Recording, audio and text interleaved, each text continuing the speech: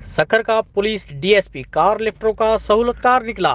खैरपुर ताजर बिरादरी के रहनुमा और खैरपुर पोल्ट्री एसोसिएशन के जनरल सेक्रेटरी मजहरुद्दीन शेख के ड्राइवर से गन पॉइंट पर नामालूम मुलजमान गाड़ी और रकम लूटकर फरार हो गए थे, जिसकी शालतीफ थाना है खैरपुर का, जहां पर इत्तला दी गई थी। जबकि 15 मददगार पर भी बर वक्त इत्तला दी गई थी, लेकिन उसके बावजूद भी कोई सुराग ना मिल सका। लेकिन मुलजमान ने छीनी हुई गाड़ी को डीएसपी सखर खादम नारेजे के बंगले वाक़े खैरपुर में छुपा दिया। और जब ताजुर रहनुमा ने मजकूरा अफसर को शिकायत की तो आग बगोला होकर ताजर रहनुमा को गालम गलोच और मौत मार धमकियों पर उतर आया।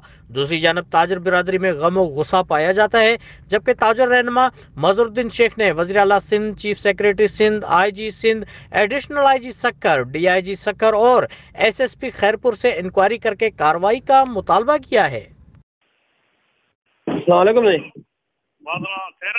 अल्लाह जैसा काम तब वो छे कहू अरे मुझे बंगले से पुलिस छो मोकली आई रे। हेलो मां तो मुझे बंगले से पुलिस छो मोकली आई के मोकली दे तू मोकली के मोकली कन्या।